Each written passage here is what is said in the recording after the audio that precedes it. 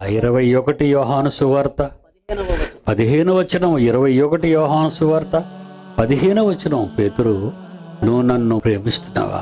అందుకు పేతురు అంటున్నాడు, అవును ప్రభువా, నేను నిన్ను ప్రేమిస్తున్నాను, నీవెరుగుదువు అనగానే యేసుక్రీస్తు అంటున్నాడు, నువ్వు నిజంగా నన్ను ప్రేమిస్తే నీ తరంలో పుట్టుకొచ్చిన అమాయకులైన ప్రజలందరూ ఉన్నారు, వాళ్ళంతా అమాయక గొర్రెలు.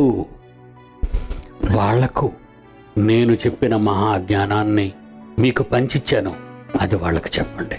అదండి నా గొర్రెల మేపము. దేంతోని? గడ్డితోని, పిండితోని కాదండి, దేవుని వాక్యమును జీవాహారముతో గొర్రెలను మేపాలి. పేతురు, నువ్వు నన్ను నిజంగా ప్రేమిస్తే నువ్వు నన్ను ప్రేమిస్తున్నానని చెప్పావు.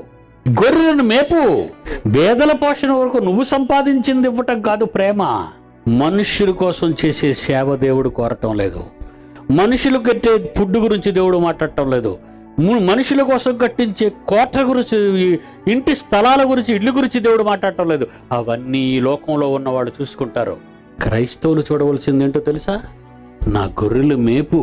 నిజంగా నువ్వు నన్ను ప్రేమిస్తే అమాయక పిల్లలందరూ, ఆ కాపరులు, పెద్దలు, సంఘ సభ్యులు, దైవ జనులు, వాళ్ళందరినీ ఈ మహాజీవవాక్యంతో, వాళ్ళ తండ్రి ఎంత గొప్పవాడో, ఆ తండ్రి ఎన్ని కరకార్యాలు చేశాడో, ఆ తండ్రి ఎన్ని ఆశలు పెట్టుకున్నాడో, అసలు వాళ్ళ ప్రారంభం ఏంటో చెప్పు కొడుకా వెళ్ళి.